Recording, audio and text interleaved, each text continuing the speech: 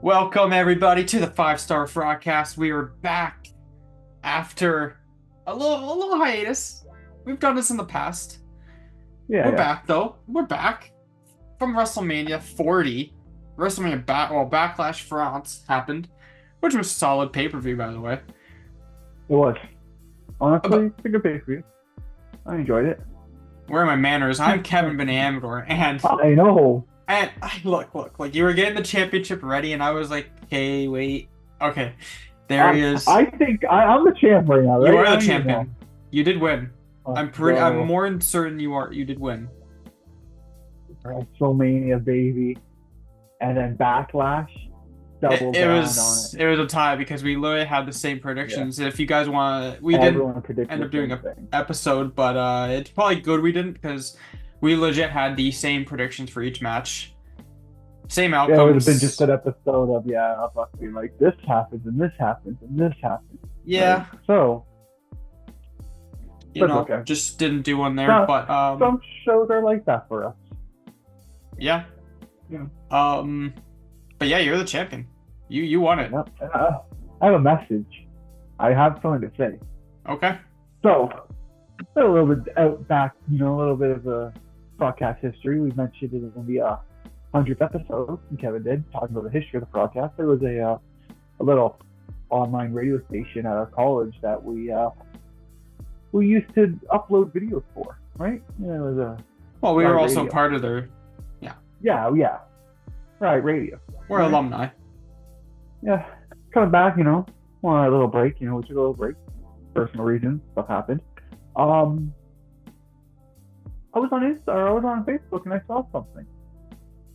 Right Radio has their own wrestling show now. And so they think they can replace us. That's some bull. I hope they know. I hope they watch this. I hope we put this on Instagram.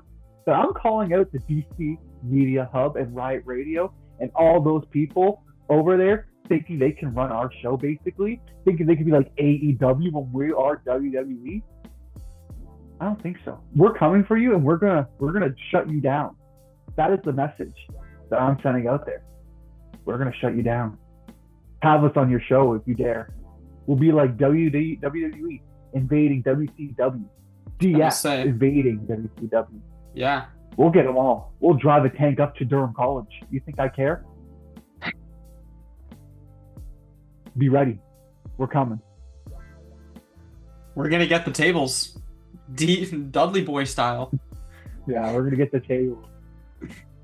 We're coming for you, Dan. We're coming for you. Get the table.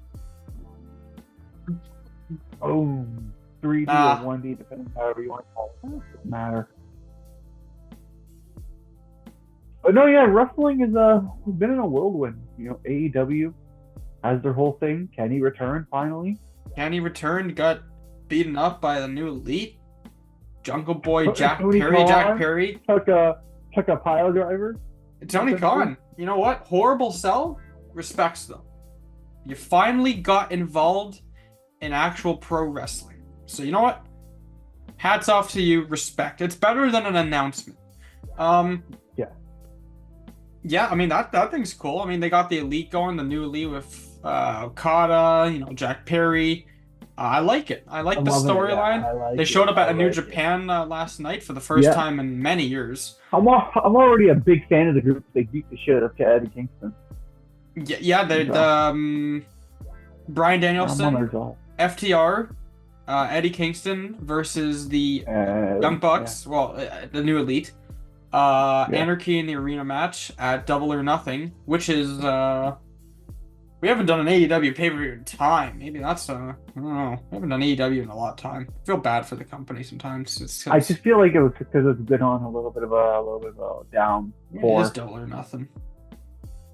May 26th, the day after King of the Ring, Queen of the Ring, potential. Yeah. Double upload that week for us, maybe. If we're really feeling up for 2 pay-per-views. Again, the AEW would be kind of more of a shot in the dark for the pay-per-view predictions, but... No, I mean... Yeah. We could do it. Swerve Strickland is their champion. He's feuding with Christian right now. That's a good feud. It is. It seemed like last I saw, Edge is feuding with Malachi Black. Okay. Don't know if that's still going on. Other big storylines is that I think he's helping Kyle O'Reilly with. Is he now? Roderick Strong. Is that what he's doing now? I think so. I think he's doing something with them. I saw a picture. So he's there. Of some sort. I think they were a tag match or something. Interesting. We're trying to keep up with the AEW product as well because we do like to cover sometimes from here to there. But WWE just came off its strong point, WrestleMania 40. I know this is like a month and a bit ago already, but it was good. Great pay-per-view. Probably the craziest 5 minutes of pro wrestling you will ever see in a while. Probably almost of all time, if you really think about it. No, absolutely. It was great match. Jimmy's great main events. And then Solo came out, and then Cena came out, and then Rock came out, and then Undertaker came out. It's supposed to be Stone Cold, but Undertaker, that was cool though. You gotta celebrate WrestleMania, so that was cool. Oh yeah. That was a good WrestleMania on for Triple H and the company. The Rock's gonna be back. They got WrestleMania 41 in Vegas. Rock is on the promotional video for it already, so we know he'll be back. I guess we could talk about some big news actually, because it's been any TKO events. They're trying to move WWE's TPL to a Sundays again. Oh, the PLEs are going to Sunday. Yeah, the PLEs.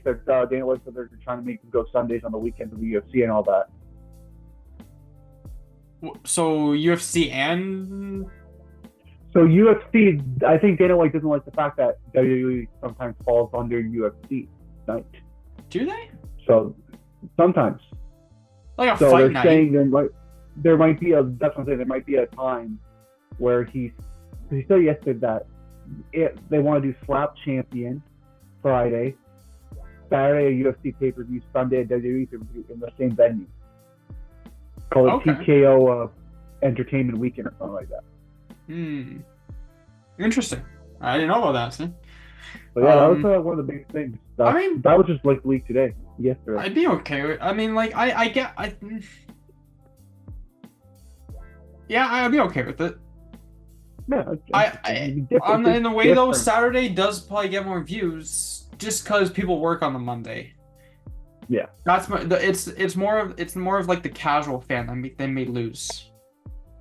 Because what if it's like a top pay-per-view and then like a trending things going on in wrestling, and they're like, let's just get the pay-per-view for this this weekend, but it's on a Saturday. They can stay up and wake up later on Sunday. Now they really can't on a Monday, but let's be honest, screw those fans. We're here for the real hardcore fans here of wrestling, so. Yeah. It should be interesting. I mean, they should do it. It used to be like that anyway. If it's not all the time, that's fine. If it's like maybe the majors, like extravaganza, there's some pay-per-views that they should be. That's what they should do for like weekend events. By the way, we're going to Money in the Bank. That's something we could talk about. Who is ready for story time with Kevin? This was supposed to be like a month ago. This news. So Money in the Bank rolls out. Tickets are coming out.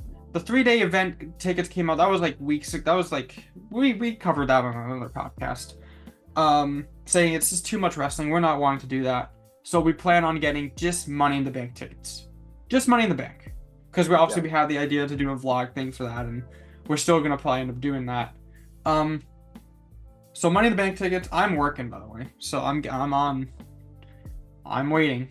I'm here I am at the at one of the desks at work on their Wi-Fi, so who knows?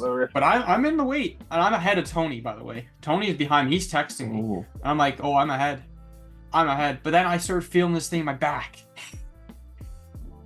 So I go out to the washroom, and I'm like leaning on the wall, and I'm feeling like a cramp. And it took me forever to get up these stairs. I'm telling you, I was sweating, man. It was bad. Yeah. And I go on my break early than what I should. I just lay down on the little desk. And No one comes in, but I'm waiting for these tickets. Next thing you know, I get in. All this work I had to get up there. I get in. Tickets are like $700. They're like minimum was like 350 and it was for the 300 levels. And I was like, what is going on? Like, this can't be real. So, I'm putting in more codes because I forgot I had some other codes I had for like general and stuff. Still, same price. And I'm like, this is ridiculous. We're not getting screwed over like we did with UFC. We're going to this event one way or another. So Tony goes in. He's like, yeah, tickets are stupid. He's considering the 3-day event. And I'm like, oh, great. We got the 3-day event. Put it this way. We're going to be there for SmackDown, NXT, and WWE. Which goes to my point. Money in the Bank. They should be doing Friday Night SmackDown, NXT for future events, and then do Money in the Bank on a Sunday. That's fair. That's where I agree with this whole idea. Yeah. It wraps up into one. So my story and then your news wrap into one now, where, yeah. But anyways, we are going to Money in the Bank. Oh, yeah. We'll be there. We'll be there on Friday night. We'll be there at NXT. Trick Williams, we'll see you. And not even Trick Williams. LA Knight. LA Knight. He's SmackDown.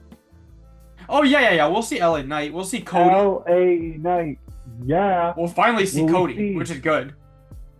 Well, I'm going to do a nice little quick change. We'll see Logan Paul, maybe. We'll see Logan Paul, maybe. Cool. But here, will we see Uncle Howdy? So there's a thing. Here's my... You read my mind. Uncle Howdy. We're seeing the glitches on the screen come up. We're seeing the pop-ups. People are scanning. They've seen all the stuff. Yeah. We know pretty much what the crew's gonna look like based off rumors. All that put aside, this is my question to you. Does Uncle Howdy show up at Money in the Bank? All right. I am going to say no on this one. I don't. As much as I would love it as a wrestling fan, it just doesn't have the same impact as it would. Like, okay, yes, The Fiend debuted in Toronto, and essentially Bray Wyatt's character was basically more of The Fiend. And so everyone's looking at it like, oh, Toronto. Well, Toronto's in July, Money in the Bank, blah, blah, blah. But I'm thinking, no, they're going to take away the Toronto. They don't give a shit about Toronto. They're going to look at it as SummerSlam is when he returns. The biggest party of the summer. And how do you do it? How do you top it off? How do you make it explode? Other than maybe starting a little feud with the Bloodline. You bring in Uncle Howdy. Now, I don't know what they're going to do with him. I have high expectations in the sense of I hope they do him right and they do him justice. I am a little bit skeptical, and we talked about this like just between us. I am a bit skeptical about that. Uncle Howdy, I feel like the WWE standpoint, they might do it well. They're going to do it good, I believe. But I feel like as fans, we're going to, not like we, like just fans in general, they're going to expect too much from Bo Dallas is the thing. I think WWE might knock it out of the park, but the issue lies with what are the fans expecting, right? Compared to, because if they decide not to do like this whole like maybe they just do like the idea of Bo Dallas is like wonky toys of like misused people, right? Because all the people in there are misused, really. Alexa Bliss will be returned. No, Nikki Cross has been misused ever since Insanity. Joe Gacy, they dropped he's just been misused ever since Schism. Who is it? Dexter Loomis has been misused. Eric Rowe and time again has always been gone. Who's the other one? Is that it? Is those the 4 ones in this thing? I think that's it. No, you got it right. And then obviously Bo Dallas, who we've obviously know a history of being misused. Yep. So I feel like, in the way it looks, that's what it looks like.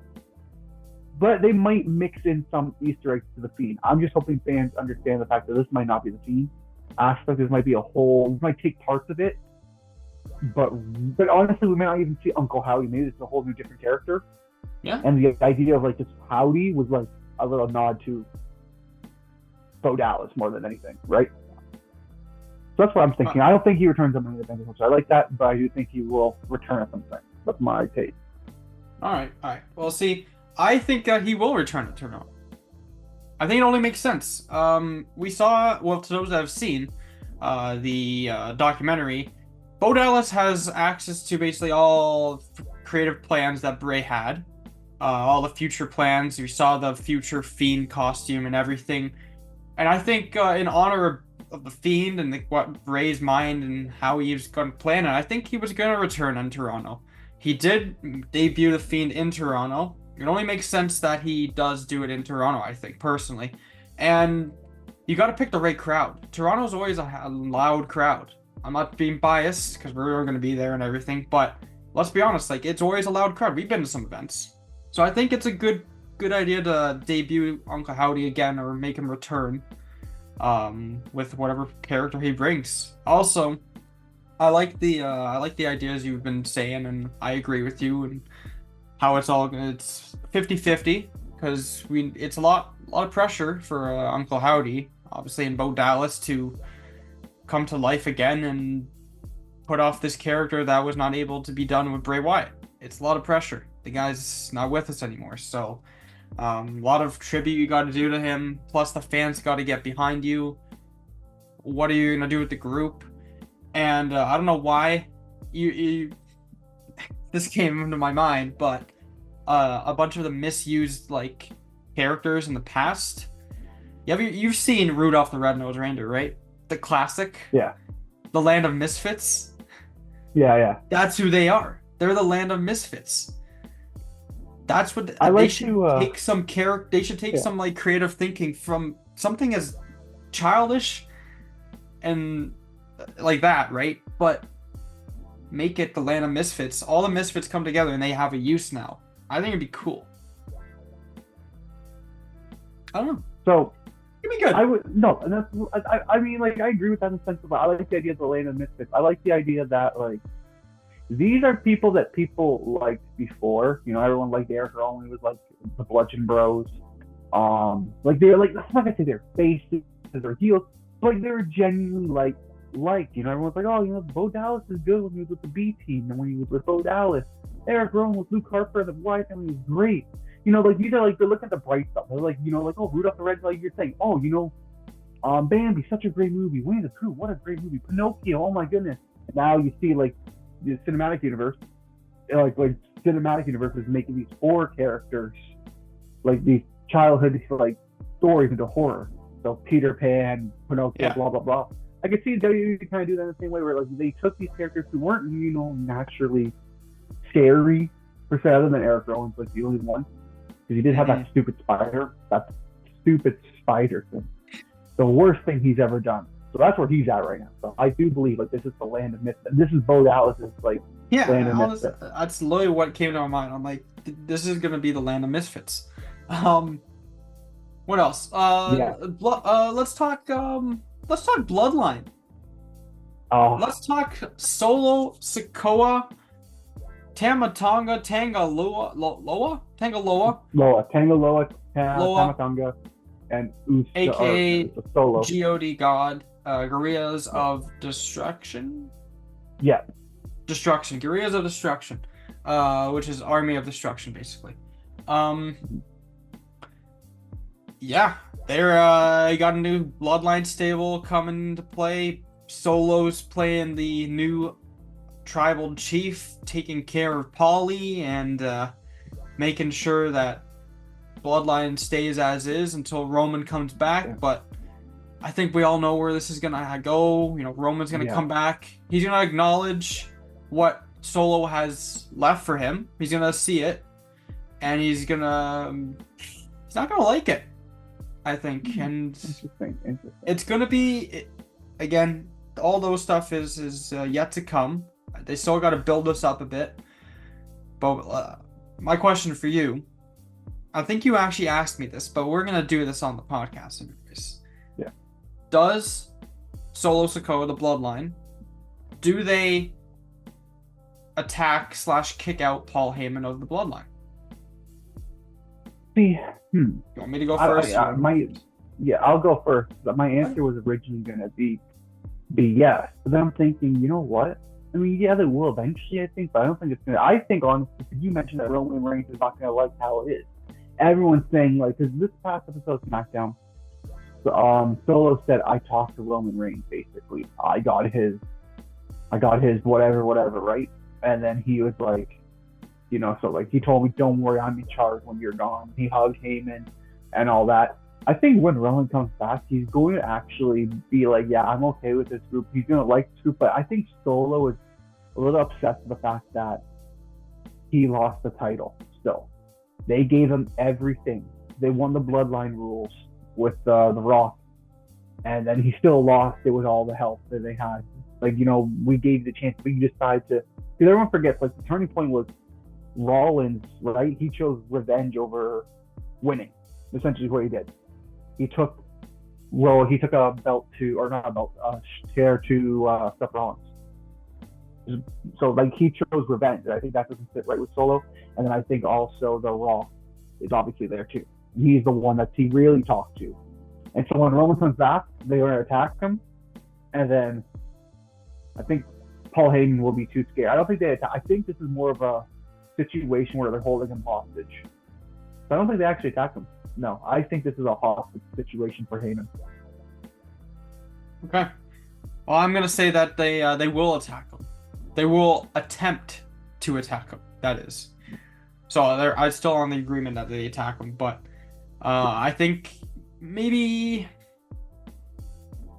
I really want all this stuff to happen on Money in the Bank, but it's not going to. We're only really going to get one of something. I think this will happen at SummerSlam. Maybe. Well, that's interesting. Where maybe the Bloodline loses an important match. Solo Sikoa loses a match that it was going to be something really important for his career, boost him up into the title talks or something. Paul Heyman may have slightly done something that could have been better for the team. And that'll set off Solo and be like, "Look, man, you're a waste of space. We need a new counselor type of guy or something." And who knows who that guy will be, but boom, he's about to go for the spike. Roman Reigns theme hits. He comes back. He saves Paul Heyman. And maybe the Usos come in to save Roman, because Roman's going to have his hands full of 3 guys on 1. But he'll do his best. And obviously The Rock may be there too. Who knows? You could always see The Rock show up at some point. But I do think that Paul Heyman, instead of being a hostage, that he will get attacked. Or almost attacked. And we'll see Roman come back that way. Another question. I like that. That's an interesting point. Yeah. First match for Roman Reigns when he comes back. Who is it? I have my... I'm going with War Games. I'm going singles match. Singles match against Seth Rollins. Ooh.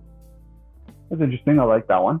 The reason why I think War Games is because of the fact that I think they want to set up Rock versus Roman. This is how I believe they're going to do it. Because the idea is, like, War Games are usually 4-4, 5-on-5, right? Yeah. Typically. I'm going to say this one's a 4-on-4 this time around. So, what they're going to do is you're going to have the Usos and Roman Reigns, right? They're going to take a little bit of what happened last year. But then on the other side, they're going to have the Tonga brothers. They're going to have all 3 of them, because there is one more still wrestling, and he's still out there. So it'll be Solo and those 3 taking on Usos, Roman, and they will give actually Jacob Fatu. Everyone believes Jacob Fatu is going to come join the Bloodline. I don't think so. I think he's going to come and help out Roman Reigns, type of deal. He'll bring them in somehow with like that, or maybe not. Maybe like you said, they Seth Rollins one night, or maybe they bring back Sami Zayn for a one-night appearance. That's a possibility that could happen. It could, but you know what? No, screw it. I'm rechanging my idea. I still think it's War Games. It's going to be a 5-on-5. I think Jacob Fatu will still be there. They will call him Sami Zayn, and the last person for the Bloodline will be Paul Heyman. They'll force him in there. So then Paul Heyman will have to fight. And Paul Heyman's no stranger of getting dirty. Not saying The Rock, huh? You don't think The Rock would fight? I think The Rock comes after. Okay.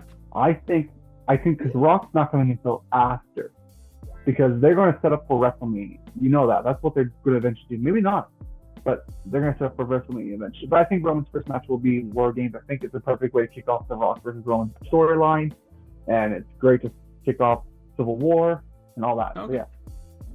Yeah, I know. I'll finish. I'm thinking Roman Seth Rollins first. He gets that dealt with because Seth Rollins in a way did cost him the title. So he's got to get that out of the way. So that's one out of the way, and then he'll maybe face Solo. Mm-hmm. And then I think we get a little Bloodline Civil War going. Ooh, okay. We get the Usos and Roman. We get Solo and his two boys. Get them going. Set up a War Games. Add another member to each team. Maybe the names that you mentioned already. Get a little War Games going. Rock will show up at Survivor Series or something, or post or after. Maybe there'll be signs of it. They'll set it up. But I think that's the way I want to play it. I want Roman to take out Seth first, because Roman's the type of guy, he does one thing at a time. He remembers what happened, so he'll know Seth Rollins is kind of the reason that he lost the title. It wasn't because of anything else that happened. It was Seth Rollins, if you think about it. He said he would be Cody Shield, and he was Cody Shield. So, that's why I think. Interesting. Let's see, what else? I called Logan Paul and Cody Rhodes to happen, just not at King of the Ring, Queen of the Ring. But I've said this was going to happen, and mainly because any person that comes on Logan Paul's podcast, he ends up feuding with. Yeah. He had Randy. Now, do you think this is going to be a title versus title? I didn't watch SmackDown live. I wasn't watching it live. I was watching hockey at the time, and we didn't have it on. And then I was like, "Wait, hold on. These two are gonna face each other." I'm like, "I got this right. That's not the right time." And then I saw title for title, but then I go on like the Wikipedia. I go on the actual website for the pay-per-view and everything, and it's only saying for the WWE Undisputed Championship. So. Oh, okay. But going back to your question, should this match be a title for title, for both championships? I think it should be. I think it should be. It just makes it more entertaining. Yeah. But then no, you know what? No, it makes it more entertaining.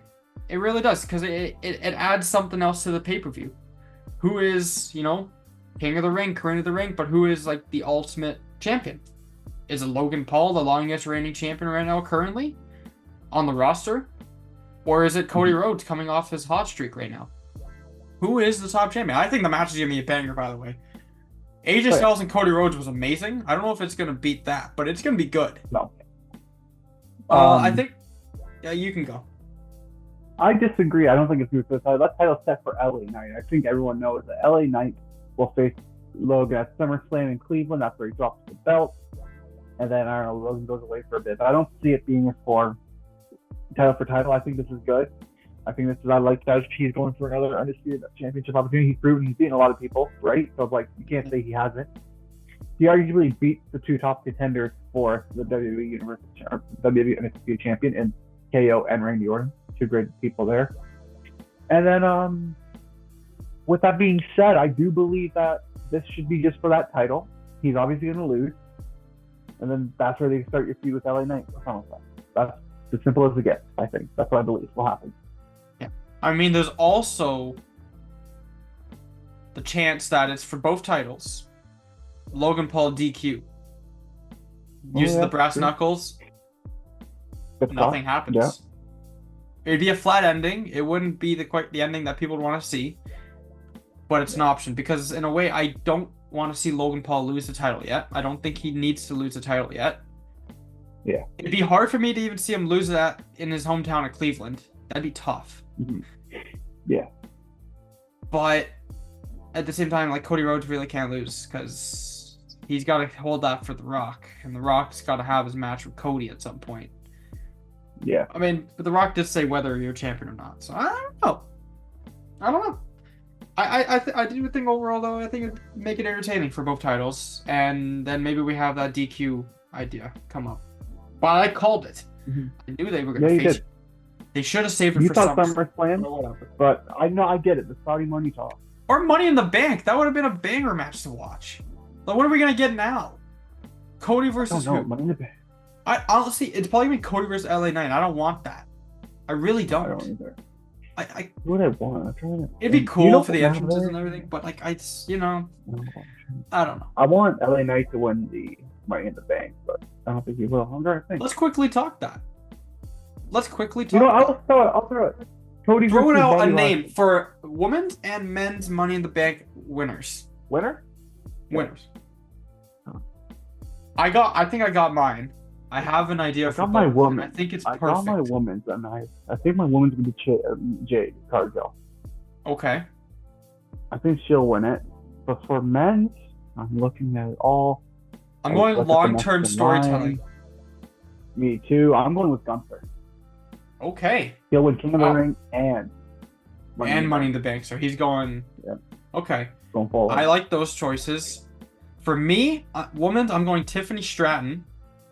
Yeah, that's a good one. She's got to get that belt soon, man. It's gonna happen. People may not like her. I think she is a perfect. She's one of the hottest wrestlers right now for WWE. Like legitimately, and just like in general, like she's just a really good wrestler right now, and her character is good. Yeah. I think she's gonna win women's and men's. Finn Balor. Well, I like that. Here's why I say Finn Balor. This whole break the Judgment Day thing, that ain't gonna happen for a while. They're gonna make it seem like that way, but it ain't gonna happen for a while. Finn Balor will hold that Money in the Bank briefcase in Judgment Day, causing tension the whole time, making it seem like they may not ever turn each other. Maybe they get the tag titles back together, making everyone think Finn Balor's going for that undisputed championship at some point. But then, boom, it just happens. They could even still be tag champions when he does it. And he just says, screw you, Priest. Or Priest loses, and he cashes in right then and there. Who knows? That's interesting. I could see Balor. Yeah, Balor's probably the front runners, we're going to say it. Yeah, I'll agree with that. That's a good one. Yeah. I just think Gunther is the next in line for everything. Like, he's just, what's next for him? Yeah. Now, you know what? I'm changing my answer. It's not going to be Gunther. Oh, now he's taking... What? You're taking your answer of everything this episode. Chad Gable. Chad Gable, okay. Man. Guy turned heel. I'm so happy. I'm finally happy. He called Otis. Yeah, he did. Hurt my boy Otis. Calling him the biggest disappointment. He hasn't attacked him yet, though. And I don't think he will. I think it's going to be one of those things where he just loses his mind and says, I'm done with you guys. Oh, yeah, for sure. Maybe Otis joins Uncle Howdy. Takes a break, comes back as the Swamp Man. The Swamp Man, yeah. I mean, hey, there was a Swamp Beast there. I called that. New character. I'm just saying. Yeah. Oh, Braun Strowman's back. That's cool. Oh yeah. Forgot about him. Yeah, no. We covered a lot in this episode. We missed a lot, but we covered it. Mm-hmm. I think we got up pretty well. We did. Well, that is all the time we have for this episode of the 5-Star Frogcast. Again, DC Media Hub. We're coming for you. And gonna be knocking on your doors. We're coming. We know you got a new studio. We may have to come in a live episode of what's their show called? It doesn't matter what their show is called. Okay, anyways. You can follow us on Instagram, TikTok. Go subscribe to our YouTube at the 5-Star Frogcast. TikTok is popping off a bit right now. You guys love the memes. And we're going to keep them rolling out. Has nothing to do with our broadcast page, but they love them. We don't need to always post on our... Well, it can be memes. Memes are fine. Yeah. But Tyler, you got to ring us out. The bell. Ding, ding, ding. And we'll catch you in the next one.